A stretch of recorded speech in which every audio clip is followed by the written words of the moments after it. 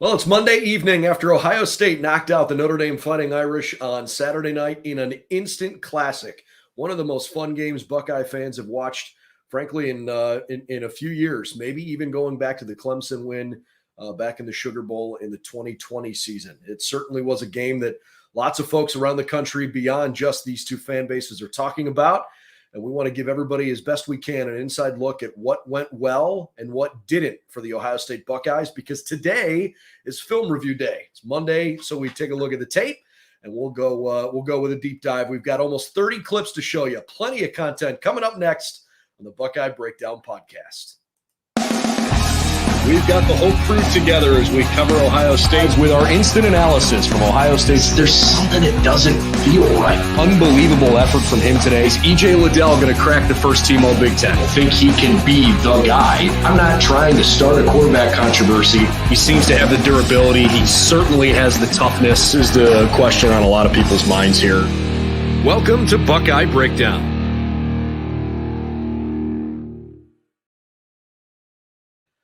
Hey everyone, welcome to Buckeye Breakdown. I'm Brendan Gulick along with Anthony Meglin. We are awfully glad to have you here tonight as we take a look back at the tape from the Ohio State Notre Dame game on Saturday night in South Bend, Indiana. Gosh, that was as much fun as you could have possibly had as a Buckeye fan, because it had the payoff at the end after those moments of drama and frustration leading up to that. Anthony, I checked before we go into the tape itself. I checked the ESPN's game probability win index, and with 4:12 to go in the game, there was a 91% chance that Notre Dame was going to win. With a minute 26 left in the game, when the Buckeyes got the ball back there with one timeout, it turned out there was still an 81% chance of Notre Dame winning the game. So it was not a slam dunk, but it certainly was a pretty steep hill to climb, and Kyle McCord got it done. He did. And the tape was really good. I think that we were just talking off air. This was such a different football game, and we've said it a couple times now, but this was such a different football game than what we're used to seeing. Kind of an old school smash mouth game that just, hey, who was going to win it at the end? In my opinion, it came down to the quarterback play on both sides. I know exactly the point where it was 92% Notre Dame, and we're going to watch the play. I think it was a critical error by Sam Hartman on that exact play, which got Notre Dame backed up. And then you flip it over to Ohio State, and the guts of Kyle McCord, man, holy cow. I mean, we talked about it yesterday. That game is something you dream of.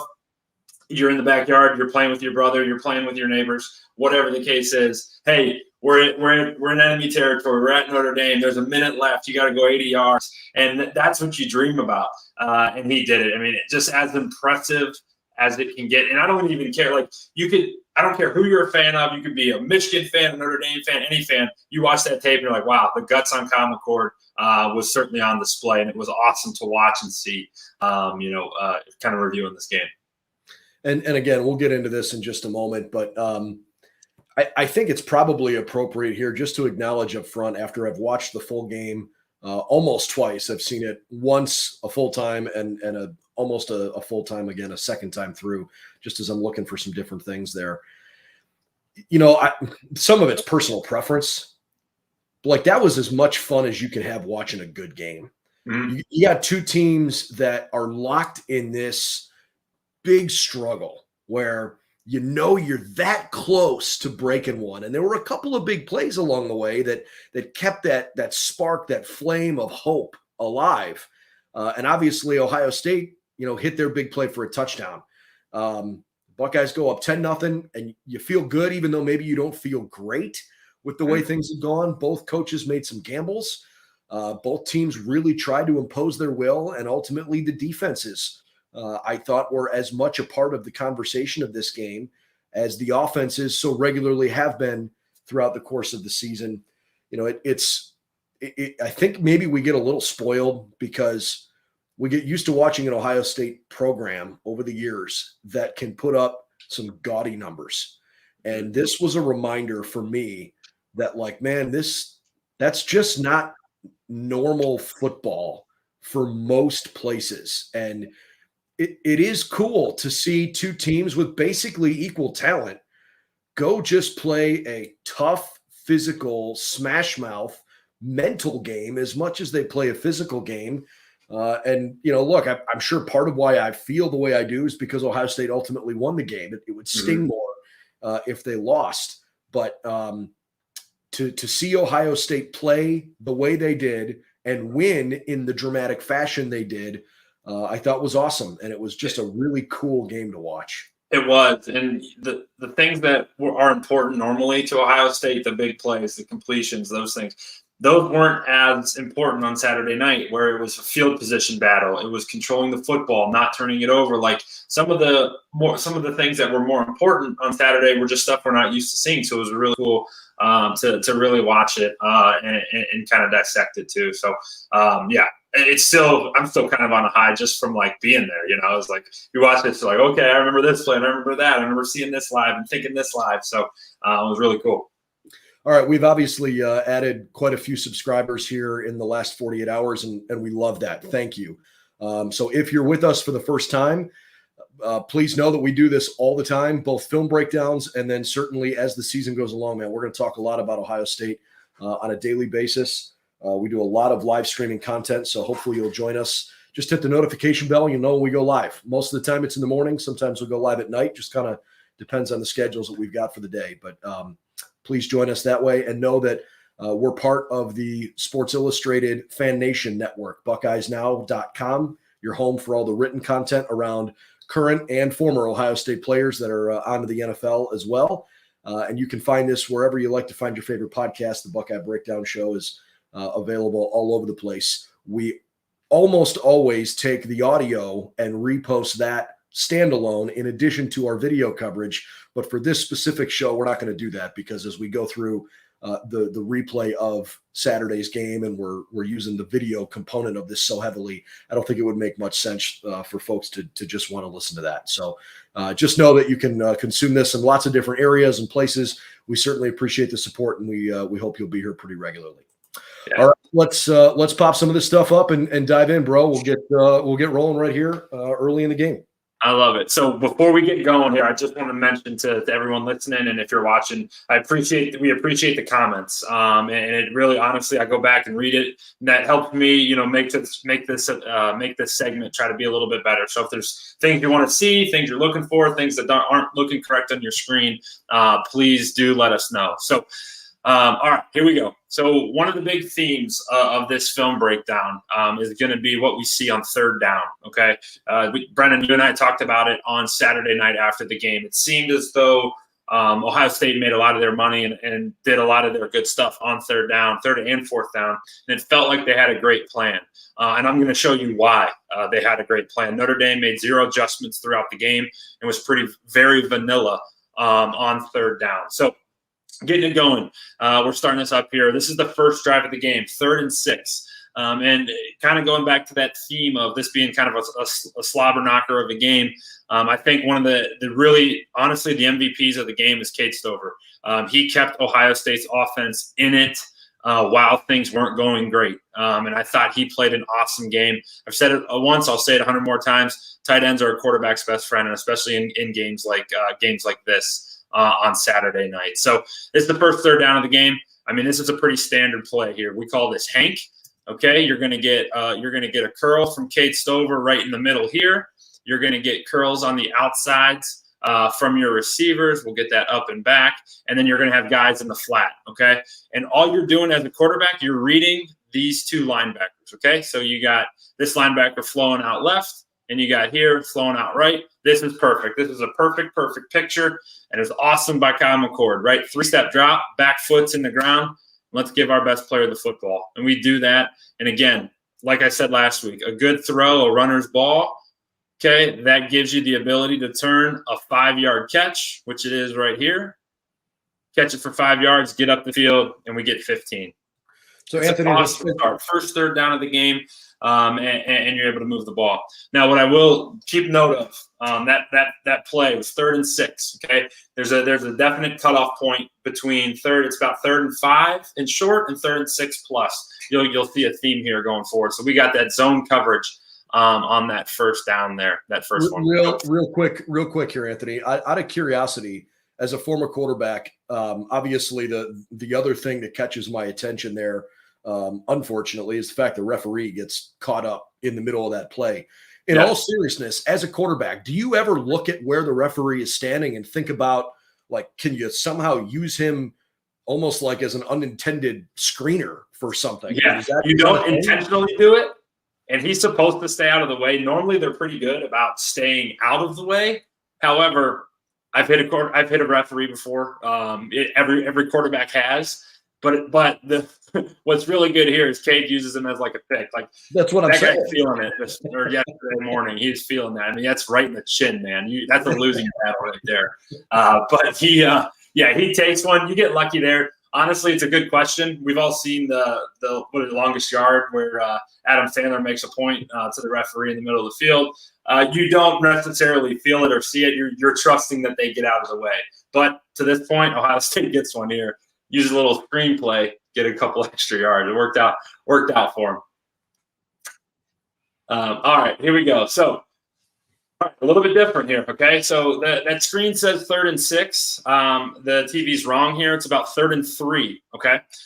So this is a big point, big point to kind of take note of here. So backed up a little bit, but what you're going to see is a route concept that we've seen before, and you're going to see again later on in the game. So they come out of this bunch, and they're just kind of running their form of mesh, okay? So we got number 3 in the route. He's going low, okay? Number 2, the point man, he's going to cross like this, and number 1's going to cross a little bit deeper, right? You're going to send your running back on this little wheel route. Remember against Indiana where we hit that one up the sidelines on 4th down? This is the same exact play.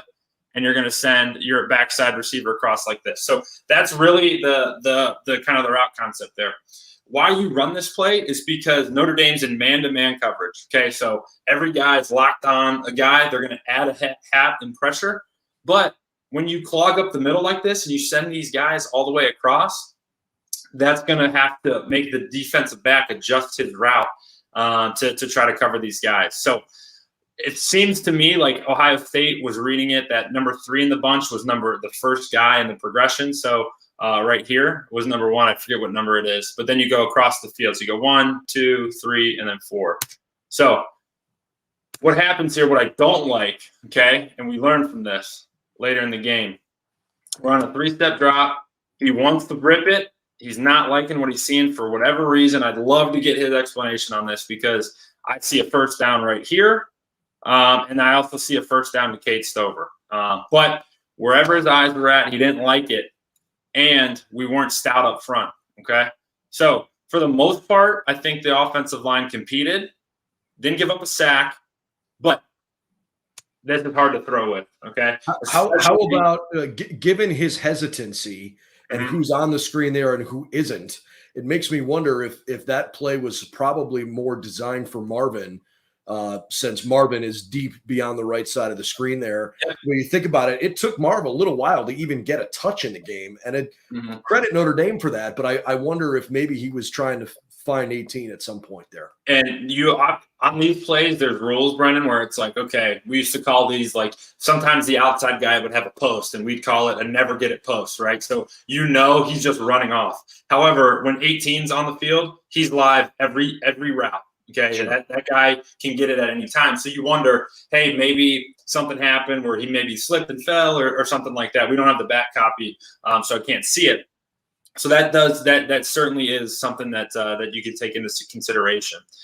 So if he's looking at Marvin and something happens, he falls down and he tries to come off of it, and he's got this in his lap, like that's really challenging to throw over top of. Okay, but to his credit and what he did all game, he did not take a sack, okay? So that's not to say the pocket was clean every time, but he did not lose yards, right? Jukes one guy out, doesn't get the first down, but instead of losing 8 yards, he gained 2, okay? So that's plus 10 for Ohio State. And in a game where the field position battle was so important, that's a first down. You never know what the difference in that is. But he made that play. He got an extra 10 yards just by being elusive in the pocket and doing enough not to get sacked.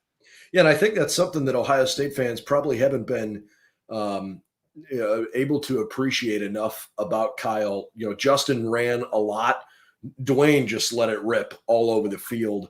CJ was hesitant to run, and obviously there were all these, all these voices nationally basically saying like, hey, why does this guy never tuck it and run when he probably could or should?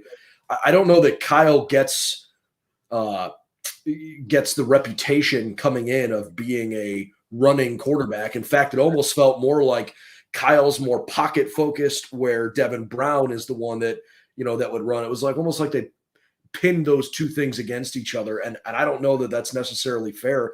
We've seen a lot of really good mobility from Kyle, and certainly that's a good example of it. And too, Brennan, you got to think of it like, from what we've seen from Kyle McCord, he's not going to be, in my opinion, a guy who drops back to pass, nothing's open, takes off, and goes 80 yards to the house. Sure. He's going to be a guy who moves really well in the pocket. That was a perfect example. Moves really well in the pocket, can get you in a couple yards, could move the sticks if he needs to, and just does enough with his legs. And sometimes that's the mobility you need. Tom Brady, think of him. He couldn't run. He ran a 6-flat 40-yard dash, but you couldn't sack him in the pocket because he could move just enough to get himself the space to throw. And that's equally as athletic as being Lamar Jackson speed running straight down the field, So here we go. Another picture here, another third down, right? Now we're 3rd and 12, okay? So how does this look different than what we just showed? Well, Notre Dame's going to play a cover 2 look here, okay? So just to draw this on the screen, you're going to have this safety fly out this way, this one come towards the middle or go dropped out that way, and then this cornerback is going to be responsible for the flat. They call it a palms coverage, where if somebody goes with the flat, he jumps it. If nobody does, he stays back in coverage. You're going to get a hook player here, and then we're in the flat. Now, what Notre Dame was trying to do all game was disguise Kyle McCord. They were going to send these linebackers up, fake a blitz, and then drop them all out. But they never adjusted, okay? So we'll run this clip here. And this time you see them how they kind of like half blitz. So this is a great shot. This is an incomplete pass, but I love this route. So in this coverage, there's dead spaces, okay? This is a dead area right in here. You're going to have a dead area right in here. And then oftentimes a linebacker is going to be one-on-one with a wide receiver. So you send him deep right down the seam and try to make that linebacker have to cover an elite athlete, okay? And you can take this shot. You see how he kind of walls it off, and then Emeka's gone. What you're taught as a quarterback is if he's even, he's leaving. So that means if he's even, Emeka's winning. And you can see that safety up here has no idea. This safety on the back side of your screen over here, you can't see it, but he's got eyes to the sidelines, and he makes a good adjustment late. However, I love this shot. I love to take this shot. It's a hard throw, but if you hit that throw, that's a gash play. But just missed it, and hey, no harm, no foul. So good decision, execution just barely off. Good decision. That's a hard throw. If you hit it, it's great, but it's a tough throw to make, but I like it. And this shows a really good picture of what Notre Dame's long-distance third downs are. All right, we already saw that play. That shouldn't be there. Okay, here we go. 3rd and 5. Again, same story here. Look at this. Man-to-man across the board. We're locked here. We're locked here. We're locked here. And then this guy's got a little bit of separation, but he's locked here. One safety inside. We're bringing some pressure. All right, boom. This is an awesome throw. Okay, so for perspective, I was sitting right here. And I'm like, Marvin. I'm like, Marvin.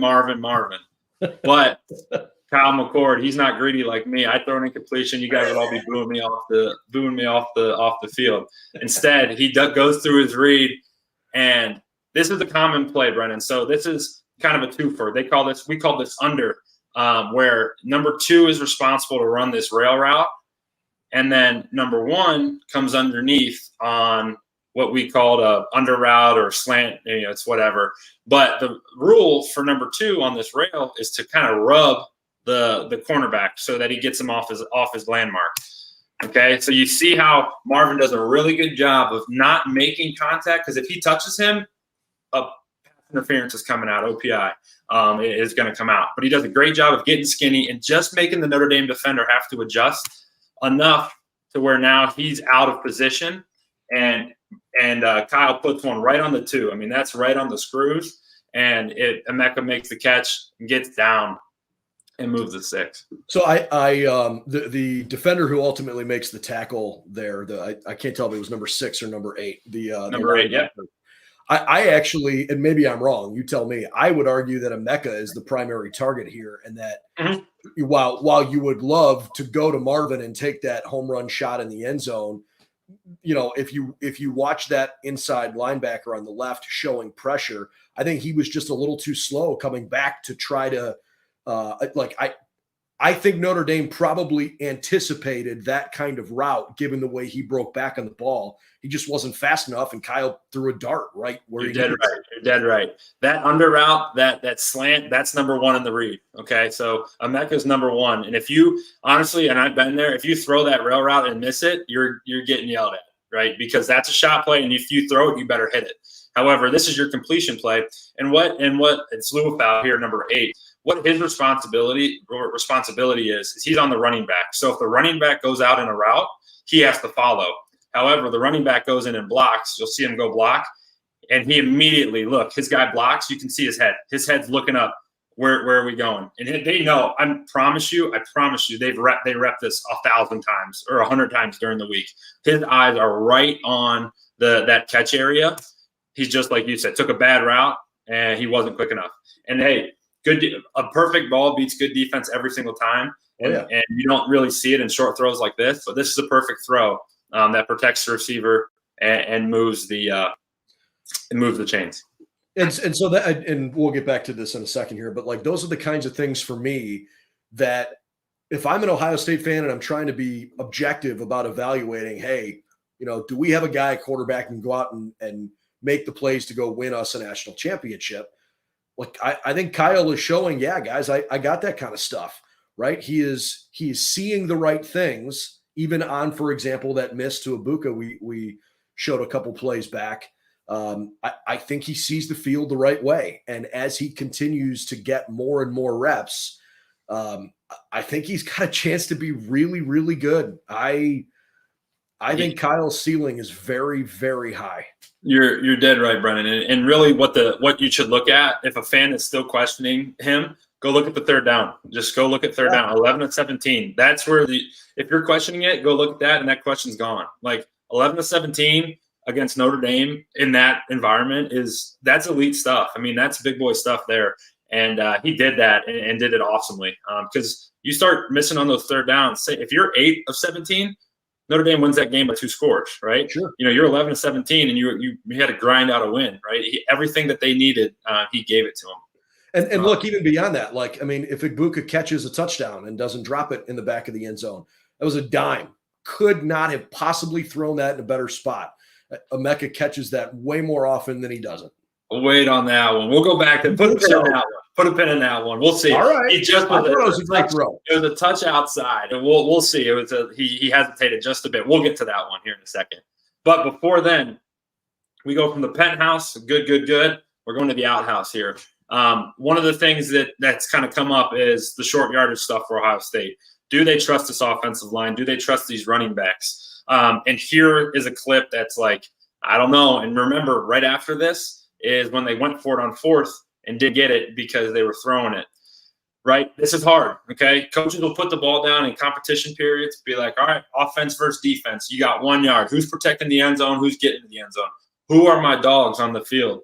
And this isn't what you want to see. I mean, each one of these linemen are in the backfield, right? Every single one of them is in the backfield. And if you're Mine Williams here, there's legitimately nowhere to go and nowhere to run the football. You can't bounce it outside. We're getting penetration here. This is just a pile of bodies here because we got pushed around up front.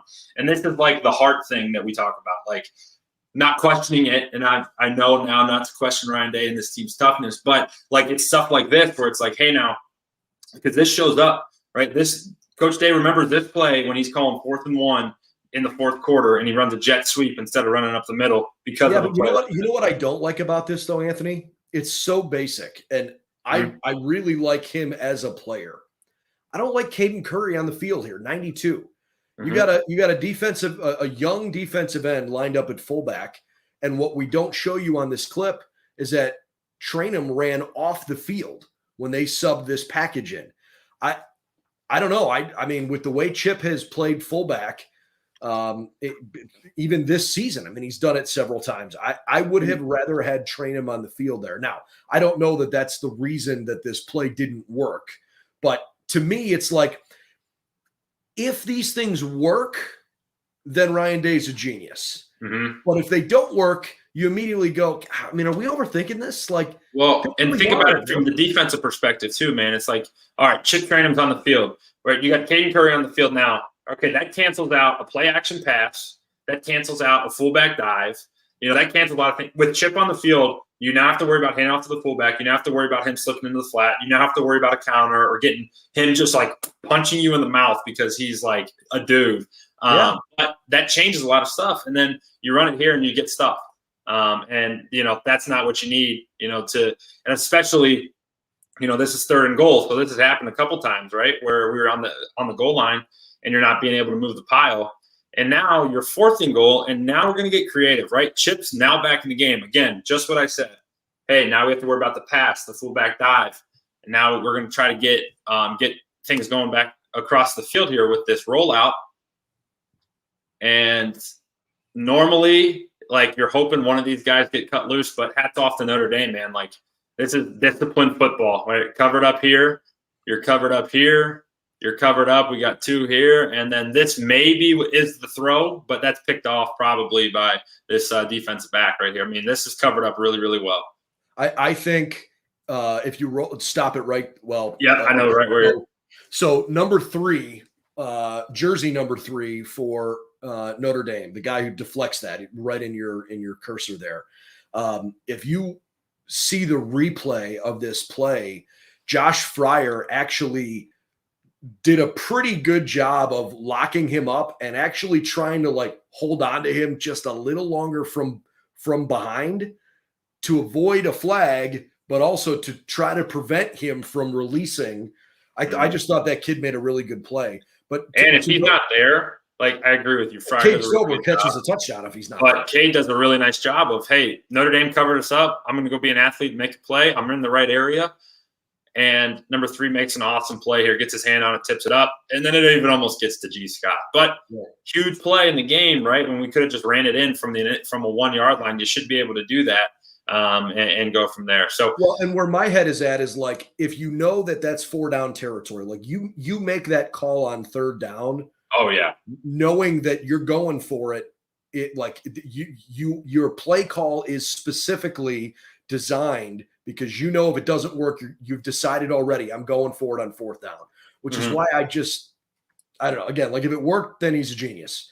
But I just feel like maybe there's instances where we've seen some overthinking. Yep, exactly. Good. And we're going to get to, for everyone watching, we are going to get to defensive clips. They're I did them offense first and then defense second. So I know defense, everyone wants to see a little bit more of the defense. So we're going to get to some D clips. But this one is I want to show because it goes back to what we were saying, how Kyle struggled on 1st and 2nd down. Because I think Notre Dame did a really good job of disguising coverage. And we're going to get a really nice completion here. But instead of, I showed you that cover 2 look just a second ago. Well, now this guy's playing as like a robber, this guy right here, where he's just reading Kyle's eyes, and he has the ability to come up and pick something off, to cover over the top. He's kind of a free player. He can even run the sideline here and kind of do whatever he wants. He's called a robber. Sometimes they're called a rat, something like that. But Kyle does a really good job here of dropping back, confident, and then 18's on the field. We're just going to give him the ball, man. I mean, this guy it was this play specifically. Again, reminder, I'm sitting on you're going right at me. I remember watching this like, no way. And then he goes up and catches it, and I'm like, holy cow, this dude is different. And in my opinion, they made a mistake there. They called it a catch on the field, and they overturned that on replay and ultimately awarded a defensive pass interference penalty. There were a couple of things on this play that were goofy. First of all, they called defensive holding and said the penalties declined because the result of the play is a catch and a 1st down. Then they went back and looked at it. And when they looked at it, they said that not only did Marvin not catch the ball, but then they called pass interference and marched a 15-yard penalty off. You can't call a different penalty on replay. So that part was a little weird to me. But even that, and I know this is a wider angle of this, I think they made a mistake here in overturning this. I don't think this was an incompletion because everybody got caught up looking at the wrist and the elbow, whether or not it came down. Marvin's right ankle hit in play as he came down, and that ball did not dislodge enough, in my opinion, to warrant overturning for an incompletion. I really thought that was an elite catch. To that point, both sides, I think, could have a really good argument that there was some questionable things. I didn't think it was a well officiated game at all, both ways. No. However, this was a great catch. It worked out in Ohio State's favor. I know it was ruled incomplete, but this guy, and that's why you question it and why I question it. Like, why is he not? Well, I would argue it didn't work out in Ohio State's favor. I would argue that, ultimately Ohio State kicked a field goal on this drive and went up 3-0. But, there's 1:43 left. They've got 3 timeouts. If this catch stands, maybe that drive goes differently. So I don't know that I agree with that.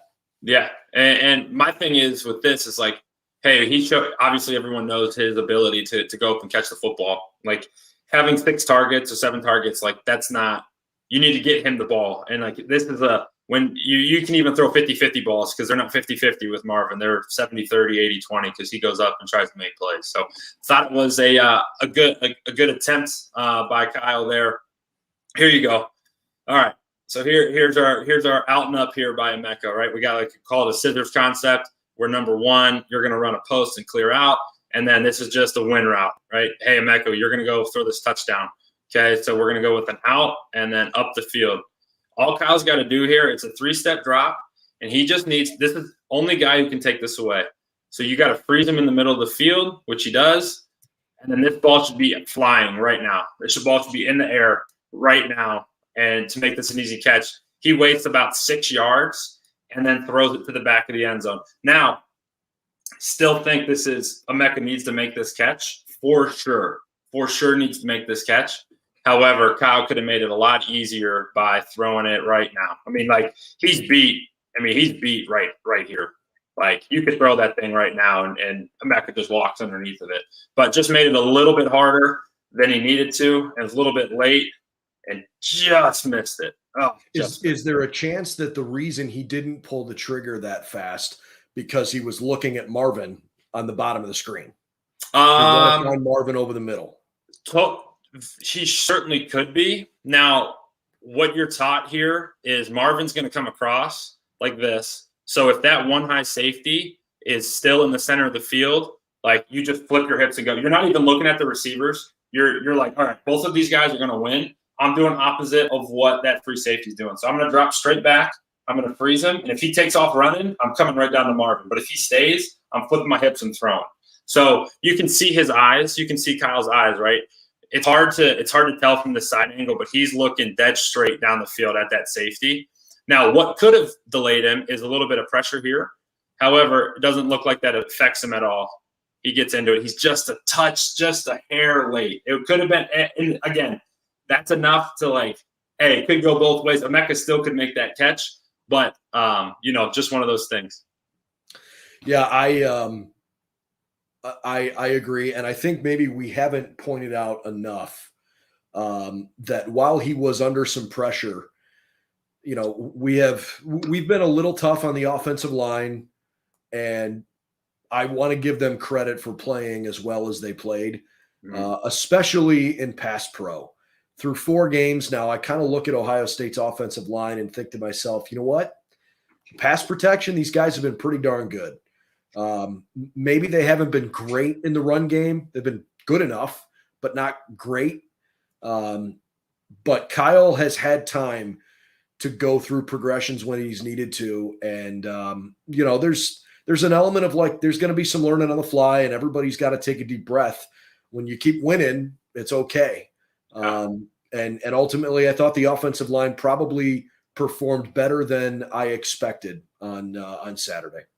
Yeah, no question. And they gave him enough time and no sacks, and he was sitting in the pocket. His jersey was clean at the end of the game. So, again, I'm kind of hammering the point here. I'll skip through some of these third downs coming up. But, again, 3rd and 8, we're in the medium red area. So Notre Dame didn't even adjust in the red zone, okay? 3rd down and long, you're still getting that 2 shell, okay? So you got your palms coverage here where he's got there. This safety up top is here, here, and here. And then again, we ran the same thing. Okay, one of these linebackers is going to fly out or come on pressure, and then this guy is going to be locked with Marvin.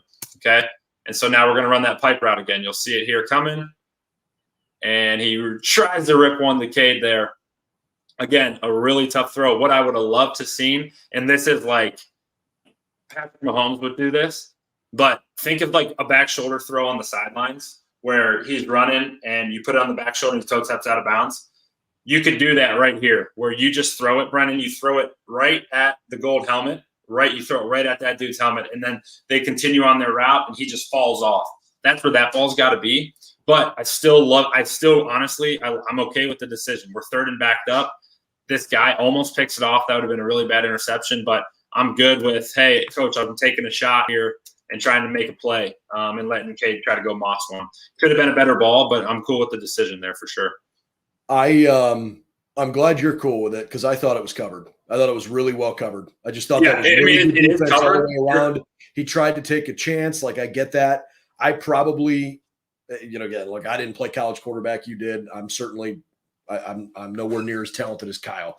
I would have preferred him to go toward the sideline there. Yeah, for sure. And what you're trying to do, I think the decision's good. I think the ball's in a bad spot, right? I think this is a back shoulder, middle of the field, back shoulder ball, and Cade can big body and catch it and go. That's one of your learning ones, and you're able to watch this on tape and be like, hey, Kyle, this is a back shoulder. They work on that type of stuff in practice too. The quarterbacks love doing that during those pressure periods in practice. But again, I'm all right with the decision. It almost was a little bit of a disaster, but just needs a better ball there for sure. All right, next one, and then we'll get to some defensive stuff. Or actually, we'll hit this one. We'll go to the last drive because we'll see a lot of those themes we talked about. There's no rush. I mean, let's get through the stuff that you think was important.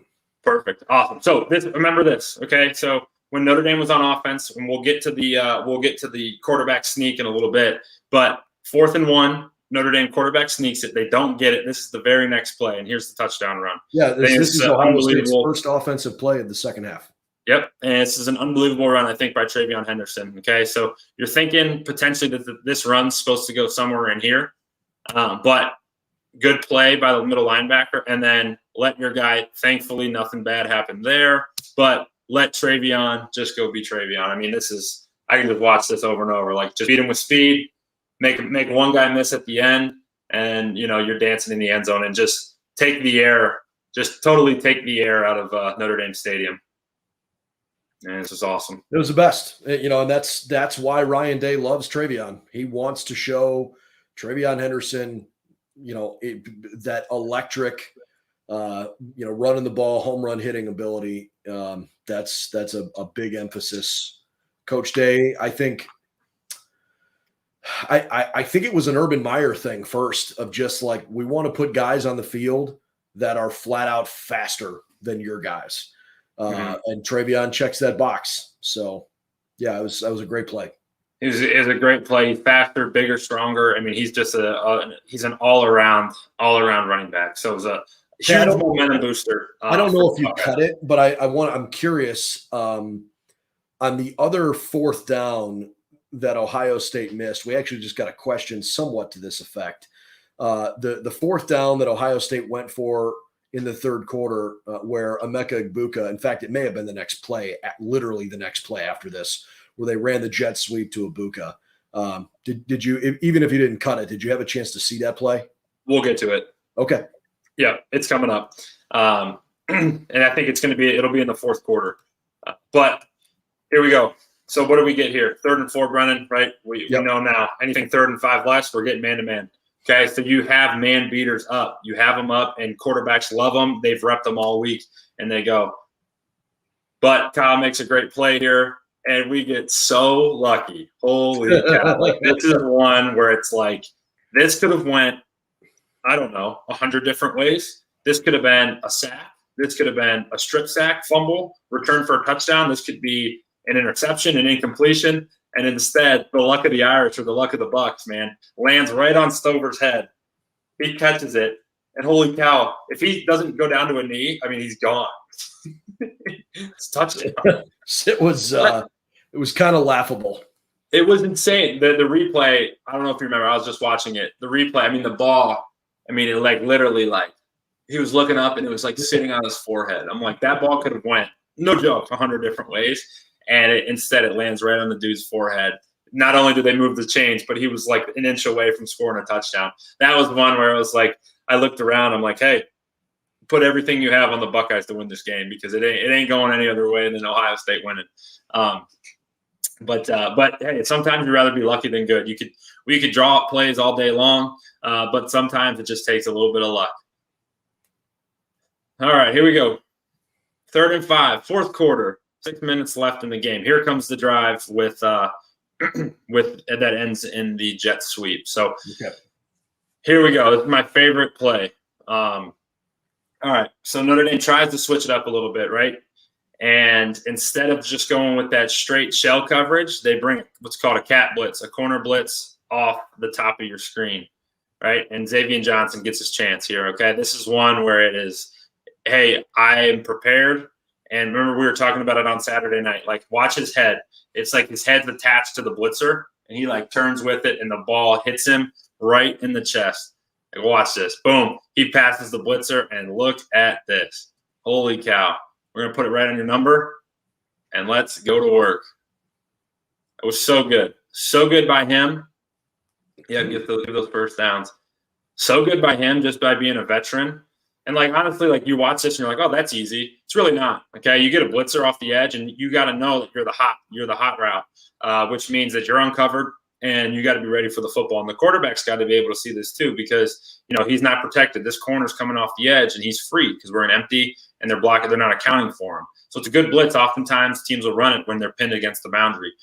Well, it's hard to run it against the senior captain who is ready for it, turns his head. Kyle puts a good one right on him. Right, it was 3rd down. Like, this is a huge play in the game. Not only is it, if it's incomplete, they're punting. They just get 60 yards on the complete, or 40 yards, 50 yards, whatever it may be.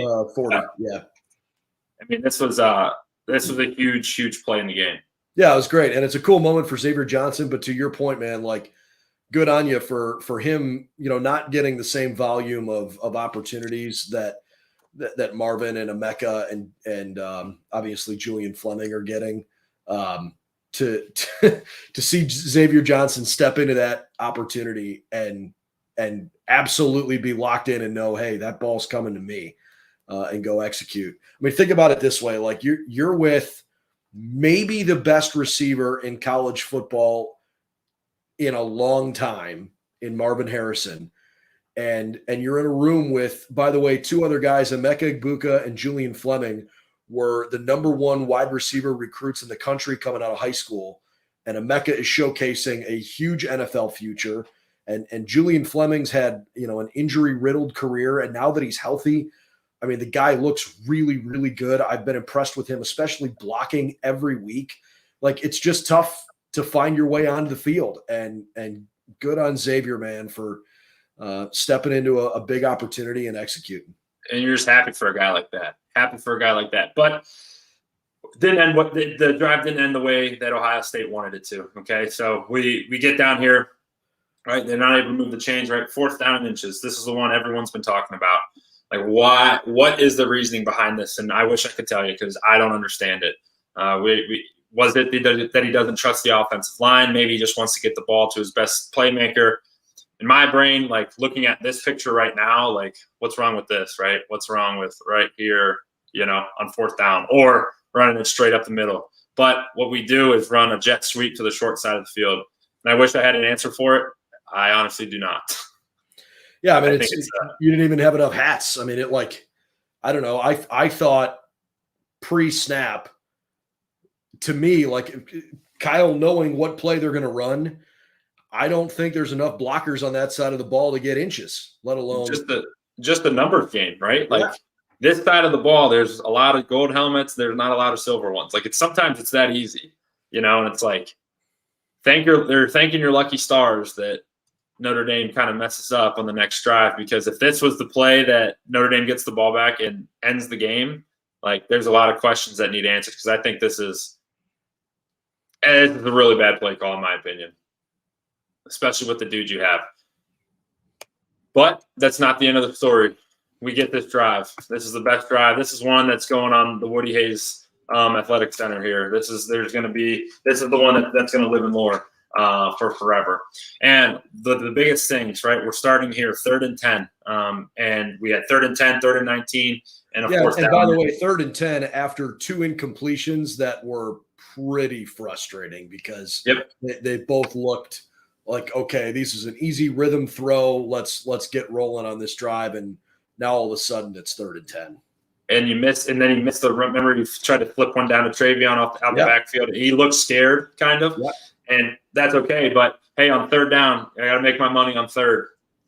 Right, we're 3rd and long again. Notre Dame doesn't adjust. They didn't adjust all game long, so we knew, what you're getting, and this is a bender route. Okay, so what you do from number 2, okay, when you're going to get this, this too high coverage. He's going to run this route straight up the field and then just bend it in front of the safety's face. So it literally, they draw it up just kind of like that. So it's just, they call it a bender, and it's a timing throw. Okay, so he gets inside of his defender, and Kyle puts it right on. This is a stone's throw, and it's going to look very familiar to one we see in a couple plays. Okay, so he drops back in rhythm, right to him. Great catch, great throw. All right, so now they're moving, okay? One of the things you teach, one of the things that's taught with 2-minute drills is just get the defense moving. Just get them moving because now they have to adjust on the fly. So go with a little tempo. It's not rushed, but it is with tempo. So we move the sticks. Again, not able to do anything with it on 1st and 2nd down, but we get 3rd and 7, okay? So again, 3rd and long. You're getting cover 2. We know it by now. I've said it 100 times. He steps back. Hangs in there, doesn't get it. All right, Notre Dame covers it up. All right, they cover it up. But we got to get to 4th down, okay? So a little bit different. They try to switch it up, right? This bunch route, this bunch set is exactly what we showed in the 1st quarter. Okay, it was 3rd and 4 at the time, but now you got 4th and 7. Notre Dame tries to switch up their look, okay? And this is just awesome. It's awesome. It's veteran awareness by Kyle McCord to understand, hey, they're not in 2 like they've been all game. They're a man. I know exactly what I want to get to and what I want to do. So again, you get mesh. We get mesh, and we cut loose. I mean, this is awesome. It's awesome. It's an easy throw, and it's a good one to make. But I think the MVPs of this play are you're gonna get 2 great pick routes here. This is the route that gets thrown up top. He comes across like this, and these 2, the point man and number 3, they literally just block these 2 guys off. Okay, get in the way. Literally just get in the way and get in front of this guy's way. Oh, that's Harper 13 for Notre Dame. And actually, I thought he showed some pretty impressive athleticism to come within that close of coming up with a 4th down stop, because right now where you've paused it, like as I see that, he's beat, man. He's gone. And not only is he beat, Harper made the play. Exactly. Think about it too. Like man-to-man coverage, everyone's locked on their guy. If he doesn't make that athletic play, we're gone. Like we're out the gate and you're gone. Right. So I couldn't agree more. Like this is super athletic by him, but look at it. Imagine putting yourself, I know you just said it, but for the listeners, put yourself in his shoes right now. Like you are not like, this is bad. Like, I'm in trouble here. I got to get through these 3 guys and stop my guy because I know it's coming here. So Kyle does a really good job of being accurate. Oh, sorry. Really good job of giving him a runner's ball and just enough to move the chains on 4th down. So awesome there. This doesn't look right. Oh yeah, here we go. Okay. 2 plays later. 2 plays later. 2 plays later. Super Marv is what they called him. Sorry, the camera angle got me. This catch is just out of control. Don't even talk. I don't even want. This is perfect up here, right in the clutch. Perfect pocket. We're in good shape. I mean, this is all about the throw, or excuse me, all about the catch. I mean, it's a great throw into a tight window, but that dude 18 is something different. I mean, look at this. Just lays out, gives up his body to move the sticks and get a good 1st down. All right. Play the game here, I think, in my opinion. It wouldn't have mattered because Ohio State had their timeout, so they would have been able to stop it. But again, no sacks on the day. So we get pressure, okay? This is bad, right? You're playing quarterback here. This is really, really bad. This is a bad sight, bad feeling. But Kyle does a really good job of being athletic enough just be athletic enough to get rid of this football. And you're going to see Marvin right there. If they didn't reshow, I don't know what they showed on TV, but he was on the sidelines and he broke inside. Had he come down or stayed, like this would have been fine. It would not have been intentional grounding. But because he went towards the middle of the field, that's why. But, I mean, for all the little plays and the little yards, like this is massive. This is a massive play, and I thought Kyle did a really good job. It ends up being intentional grounding, and they kind of the yards back, but it was really close to being just keeping your guys alive and staying in it. Yeah, and again, those are the things that I think have impressed me about Kyle that aren't going to show up in the stat sheet, right? That goes as a loss of down, intentional grounding. The Buckeyes obviously lose yardage, but burn the timeout, so they avoid the 10-second runoff. But like Kyle stepping up and making an enormous play there by not getting sacked when you have to score, I just like those are the kinds of things, man, that like that comes from here. That's all hard. Yep. You just got to want it enough. And it's so intangible. I don't think people appreciate that enough about him, right? Mm-hmm. He's a little quieter. He's not a boisterous guy. Kyle's a freaking competitor, man. And I think you saw time and time again in this game, like he put it on his shoulders, and it wasn't perfect by any stretch, but man, this to me, like this game is a launching pad for him. Yeah, it was. It was so awesome for him, and I thought he did well. And this was the best play of the game, in my opinion. 3rd and 19. This doesn't feel good, right? You're in the huddle, but you have a call up. Like, hey, we know exactly what we're getting. What did we get all game long? And we got quarters coverage, or we got cover 2. What did we run a couple plays ago? We ran that seam bender, okay, where Emeka runs up the seam, bends inside, and big body. We've run it 100 times. They run it in practice every day. Give me your eyes, and we're going to put it right on your chest. I mean, what a throw, what a catch in the biggest moment of the season. I mean, you just got to be kidding me here. Like, this is absolutely picture perfect, unbelievable by everybody. Great protection, great throw, unbelievable catch in traffic. What would you say to Notre Dame fans that are watching this going, why are we playing in a situation where you're giving up everything in front of the goal line, including a first down, where in this instance, because you're inside 2 minutes with the new clock rules, you give up that first down, the clock will stop and you have a chance to spike it. Yeah. So I understand the call, right? Because here's what happens. If you tackle them below, because remember, it's 3rd down. So if you tackle them short of the first down, right, the situation is 14 seconds. So if you tackle them below the first down, they can't spike it. So they have to tempo into a play. They have to have a play on, and you have to get it off in 14 seconds, which is darn near impossible to do. It takes it's honestly 13 or 14 seconds for your guys to get situated, get a play on, and go. So if Notre Dame – if they complete this ball and Notre Dame tackles them, the game's pretty much over, okay? Because the first down's at like 2-yard line.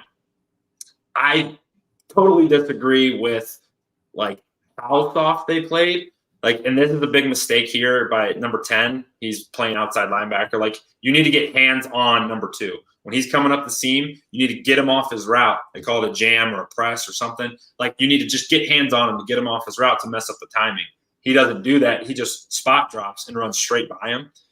It's really soft by Notre Dame. Like, this is really soft to do this, to play this kind of coverage. I agree with the sentiment, but you got to put a little bit of pressure, at least on the quarterback or on the receivers, to try to get open. You think that's an experience thing? You think it's a pressure thing? Because I thought Notre Dame's secondary largely played really well. I mean, yeah, it's a call. Morrison in particular. Morrison was great. This is a call. This is a bad call by the coach. Like, this is on the secondary doesn't, or the defense really doesn't make a huge mistake here, other than just not route or getting the guy off his route. This is a bad call, and this is one where the coaches go in and like, I want that back. I'm not going to play. They're not going to play man-to-man cover 1, but it can't be as soft as it was, because when it's that soft and you don't get any pressure, these guys are impossible to guard. And when you're in zone, Brendan, it's like all they got to do is find just enough of an area. You don't have to really beat anybody with like great moves or anything. You just got to be sneaky and find an area like this and just make a tough catch. Really soft by the Notre Dame. I think it's a really soft call, to be honest with you. not soft covers. Like it was way too soft of the coverage. But regardless, they still have to make the play. You still have to make a really tough catch. I mean, still, like, this is a hard catch to make, and he does it, which is awesome.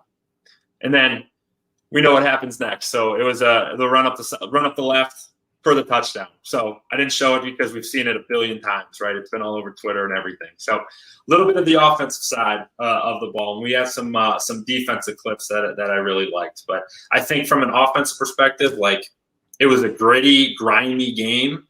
My big takeaways are that Kyle McCord's got guts. The offensive line showed up when they needed to. And they need to try to force the ball to not Kyle to force it. They need to script plays to get Martin Harrison more targets. I think, in my opinion, it's unacceptable that he got 7 targets. He should be 15 to 20 because he's that type of a guy.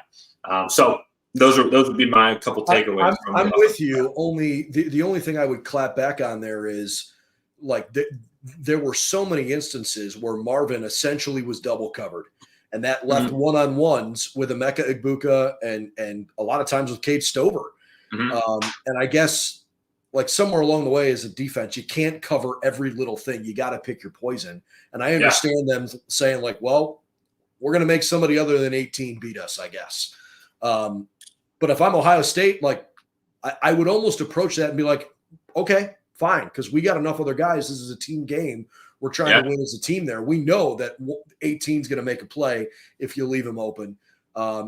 I guess I'm not as upset about Marvin not getting touches, because ultimately the game ended with a win. You got a really good effort from Emeka Egbuka, clutch play after clutch play. Cade Stover fought extremely hard. I thought Julian Fleming had a really good game. I would have liked to see if there was ever an instance to get Carnell Tate involved in a game like this. Just didn't seem to happen on offense. Would have loved that experience for him, but you saw what this coaching staff thinks is okay. These are our guys. There's not a position battle going on anymore. There's not like I don't know if this guy's the right guy in this slot or whatever. There were a couple little cute things along the way, but for the most part, it was, this is what we got. This is who we are. Come stop us. And they executed. So yeah, I mean, I would love it if Marvin got 15 targets a game. When you're playing a really good defense, it's trying to take him out. I'm okay with it because you've got depth elsewhere. Yeah, and I hear that, and I can see that too. Like, I think that, and I think Emeka showed up, right? Emeka and Cade both showed up. I mean, really, everyone did, So I have no argument there, and I can agree with that. I can see that for sure. But I really liked it. Just get a win, right? That was probably the first thing that they said on Sunday after everyone relaxed a little bit, came in, deep breath.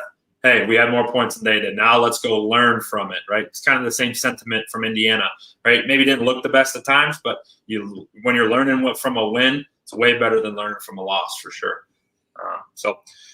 Flipping sides of the ball, I thought this defense is elite, man. This is a group. All week. I said it all week that the defense was going to show up, and that's a group. Defense is the reason that this team has a legitimate chance to make a big, deep run this year. And man, did they play well. So the tweet there, or the X or post or whatever that I sent you, this is good for all of our Ohio State fans. So this is points allowed by Ohio State's defense through 4 games the last 3 seasons. Now, this is credit to Buckeyes versus the World, and this Twitter name's Joseph. So in 2021, through 4 games, they gave up 93 points. 2022, they gave up 54 points. And so far this year, they've given up 34 points through 4 games. That is unbelievable. Unreal. This group is fantastic. And I think there's some good stuff here. They made Sam Hartman uncomfortable all game, and made plays when they really needed to. All right, so we get it going. I think this is one of those where you're watching it and you're like, hey, hat off to a good catch. I think you're covered up everywhere. I thought Tommy played really well in the middle. I thought you got awesome cornerback play. I think you got really good stuff from your perimeter guys. But this dig coming across the middle, I mean, we're locked in there. This is good coverage. This is good defense. This is one where you just kind of tip your cap. You're like, all right, we got to respond. I mean, that was Watching the replay of that catch from Michael Eaves over, I was like, "Excuse me? Yeah, you did what? you did what? That was right. a great catch, but it's like one of those, like that's how tough it was for the most part. Like all night, there was a couple of like busted coverages, like not even busted. It was just like, hey, yeah, they found the open spot in the defense, but just a couple. I mean, it was hard catch after hard catch after hard catch. And again, this clip right here goes back to what we talked about on Saturday night, where Notre Dame was just backed up all game. They're in the shadow of their goalpost all game long, and that pays dividends. It's hard. It's honestly hard to break a huddle and look, and you're 95 yards away from the end zone, or 90 or 85, and you're like, darn, like this is a long way to go. I just got to move the sticks here. So I put this play in because we're going to see this against Penn State.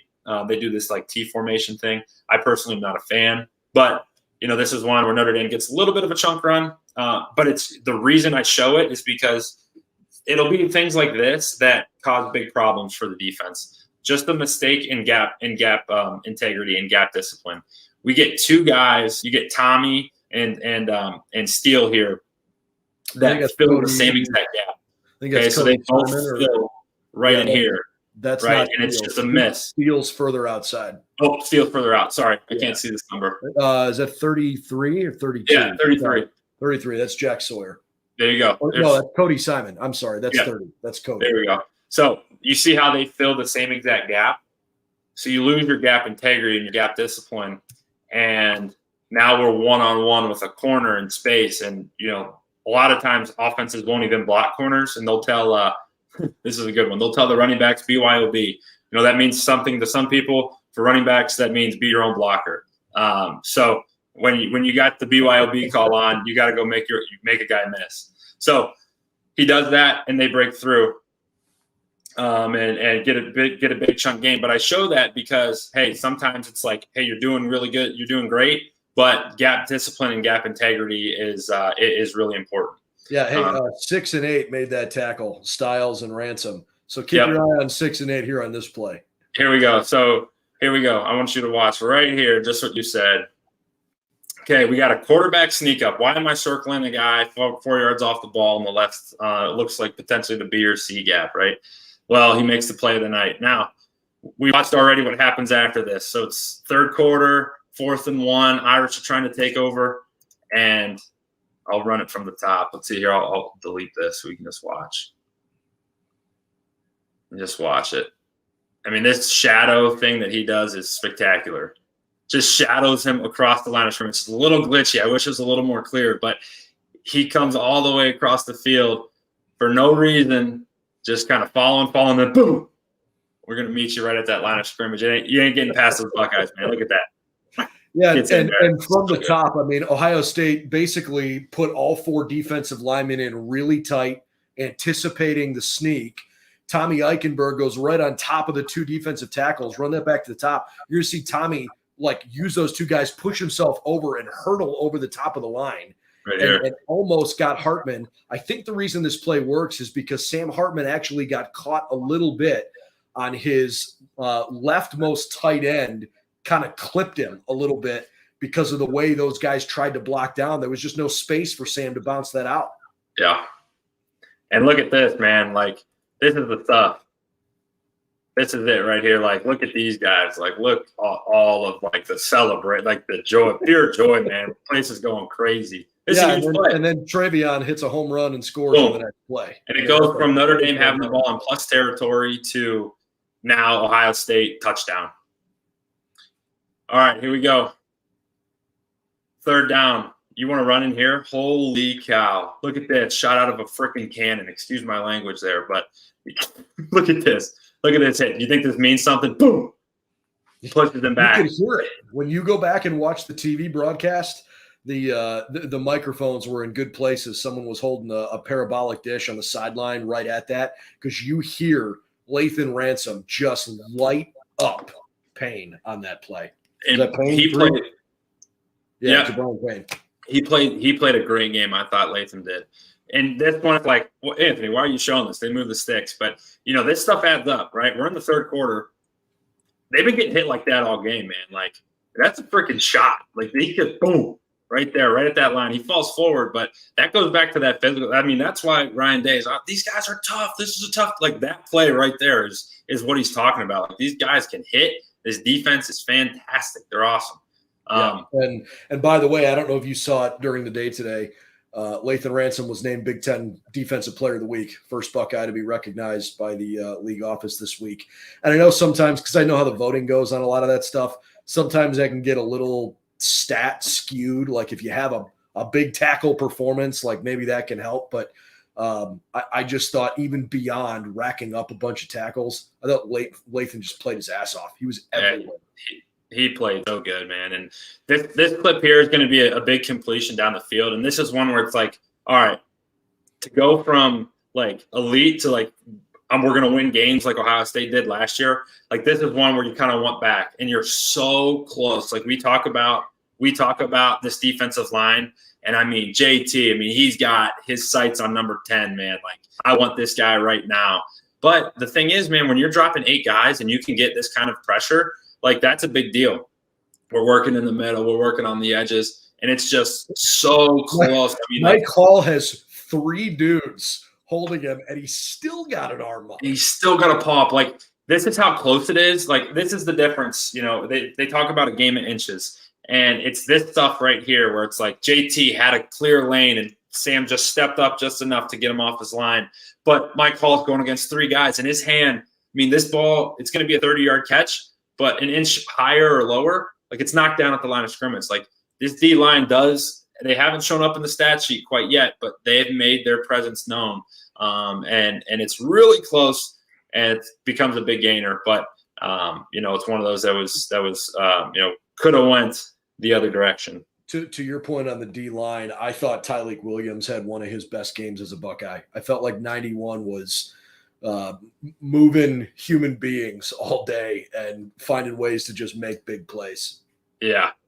And this one again, like it's so close. Like I'm showing you these clips because like this D line's causing big problems, man. And they're just like this close, and you're in there. Like we got a tackle there, and this should be a tackle by Jack, and Mike Hall's right in there, and they're just like, just so close. And Tommy's just got blocked enough. So like for as elite as they played and as good as they've played, like they were so close to like pitching like a really big goose egg to Notre Dame. But I think they, did enough, right? They did enough to hang in there. And this is it. Okay, so this is the last drive. All right, so 2:34 on the clock. Okay, this is sweaty palms time, all right? Notre Dame just ran it for a first down, and they're really one first down away from kind of ending it, right? Ohio State's they got 2 timeouts at this point. But if you get one more first down, they could take it and they could pretty much run it down under a minute to go or close to. So Notre Dame was kind of running the ball a little bit on them. And I think this goes what we said at the front. We watched already Kyle McCord's game-winning drive. It was because of a crucial error right here by Sam Hartman.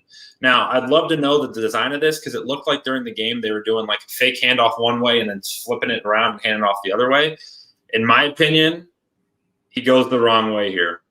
All right. It's almost like, and that happens, right? It's run to the left and run to the right, and quarterback, lots going on, and you kind of switch it in your brain, right? It looks to me like he went the wrong way and was like, oh, I'm wrong, and tried to get it back and was like, JT is right there.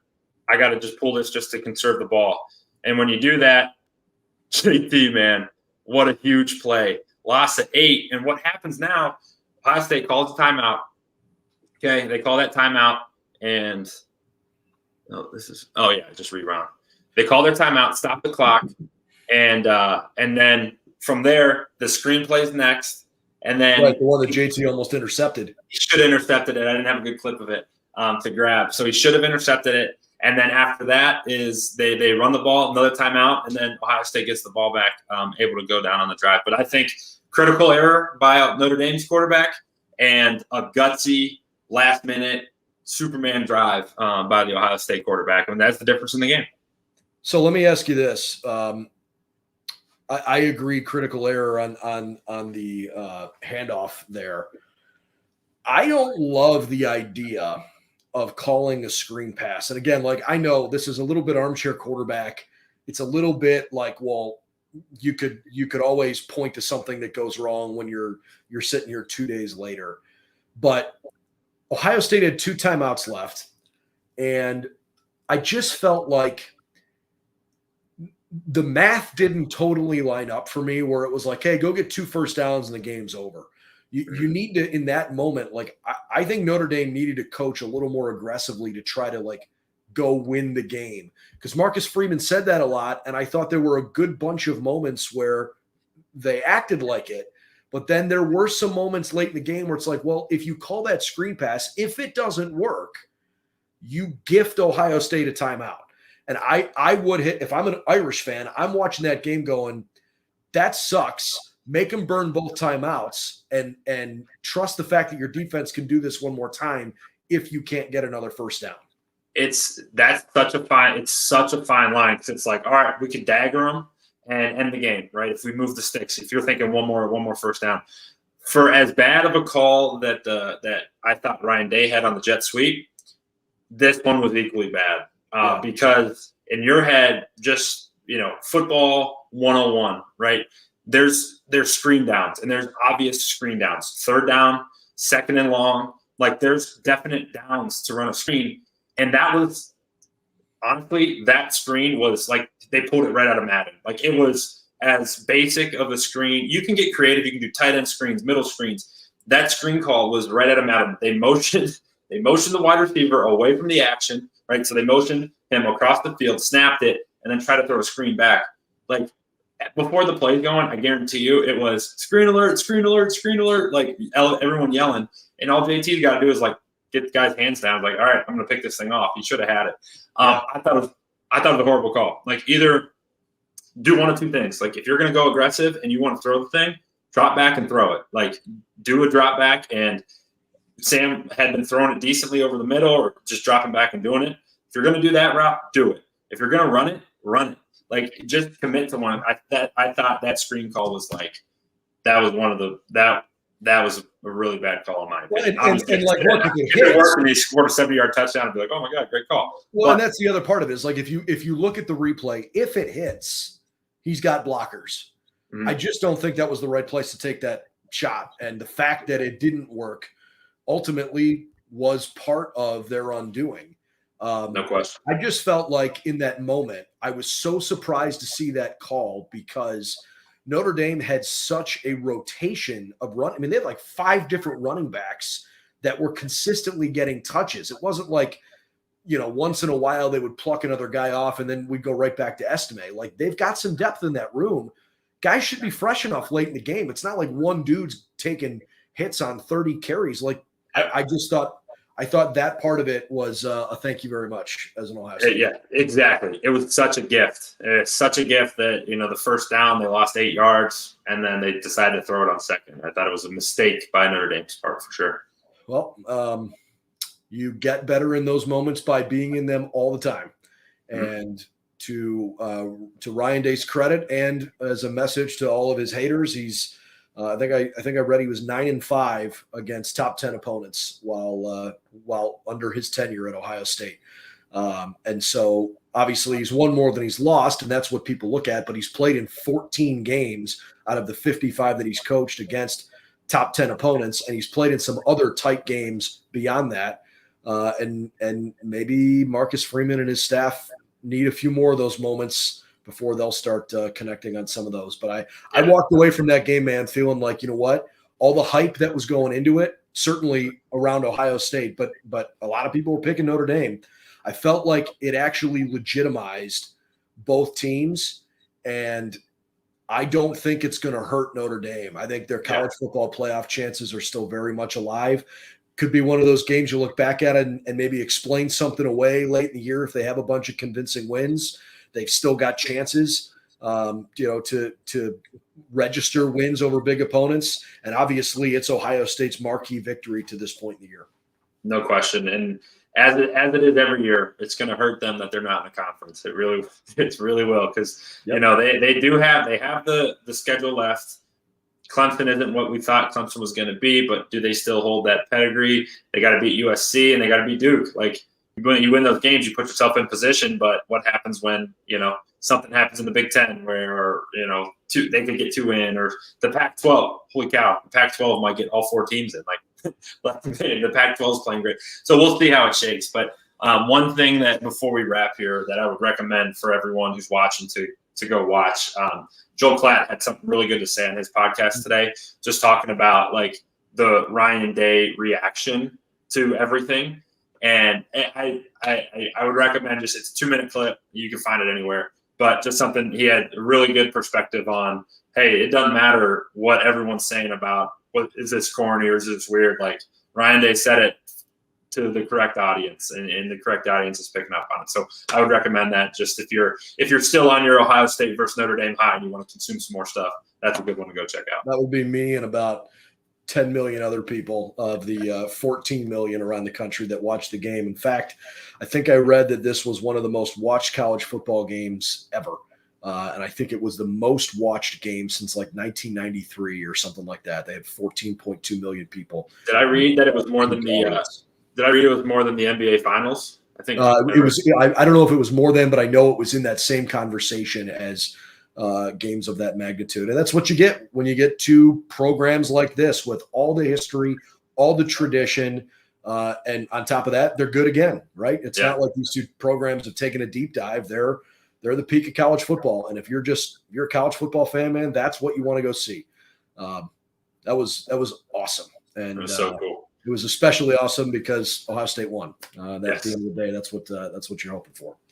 No question. So, all right, we're in a bye week, so our schedule might look slightly different on a daily basis because we're not getting ready for a team this week. Ordinarily, Tuesday we would start to turn the page a little bit toward the next opponent. There is no next opponent this upcoming week. Instead, Maryland is in 2 weeks. And as it turns out, Ryan Day is not going to meet with the media tomorrow. In fact, we understand that he's traveling and not in Columbus for a couple of days here. There is media availability with players after practice on Wednesday, but that's the only time that the media is going to be around the facility in any official capacity here this week. So we won't have a chance to hear from Ryan Day or Jim Knowles tomorrow. The next press conference scheduled is a week from tomorrow, which I guess would be October 3rd, Tuesday next week, as the Buckeyes get ready for Maryland. So that's the next time you'll hear from Ryan Day. I promise you'll hear from us between now and then, that's for sure.